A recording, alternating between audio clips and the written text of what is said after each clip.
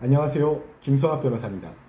저는 대한변호사협회 공식인증 제주 형사전문 변호사이자 제주지방법원 재판부별 국선변호사, 제주지방법원 논스톱 국선변호사를 역임하면서 수많은 형사사건의 변론을 성공적으로 수행해왔으며 현재 다수의 형사사건을 수임하여 변론하고 있습니다. 최근 보이스피싱 범죄가 진흥화되면서 단순 가담자까지도 강력한 처벌을 받는 사례가 늘고 있습니다. 특히 현금이나 물품 전달받는 역할을 하는 이른바 수거책은 범죄 조직의 말단 역할이라 하더라도 형사처벌을 피하기 어려운 경우가 많습니다.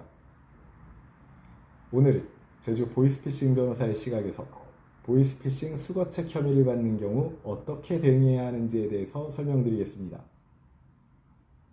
보이스피싱 수거책은 피해자로부터 돈이나 물품을 직접 전달받거나 특정 장소에서 이를 회수하여 조직에 전달하는 역할을 수행하는 사람을 의미합니다.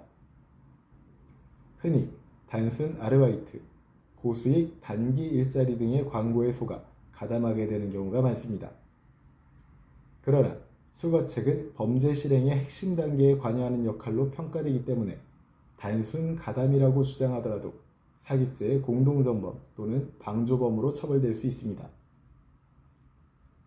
보이스피싱 수거책으로 적발될 경우에는 다음과 같은 법적 책임이 문제됩니다.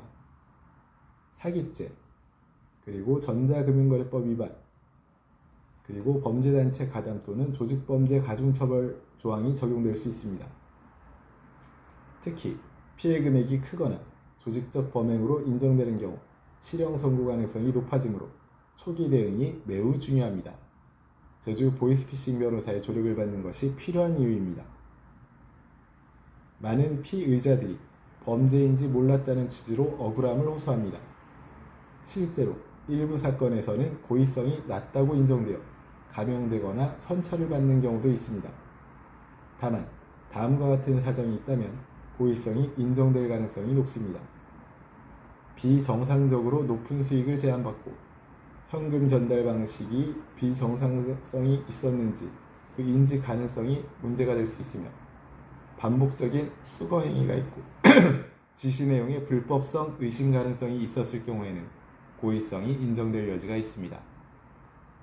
결국 법원은 정상적인 사회통념상 범죄임을 인식할 수 있었는지를 기준으로 판단하기 때문에 단순히 몰랐다는 주장만으로는 부족합니다. 현실적인 대응 방안으로는 첫 번째, 진술 전략을 수립할 필요가 있습니다. 수사 초기 진술은 사건의 방향을 결정짓는 매우 중요한 요소입니다. 불리한 진술을 하게 되면 이후 번복이 어렵고 신빙성 문제로 이어질 수 있습니다. 따라서 조사에 앞서 제주 보이스피싱 변호사와 충분히 상담을 진행하고 사실관계에 맞는 일관된 진술 전략을 세우는 것이 필요합니다. 두 번째로는 증거 자료를 확보할 필요가 있습니다. 본인이 단순 가담자이거나 범죄 인식이 부족했다는 점을 입증하기 위해 다음과 같은 자료를 확보해야 합니다.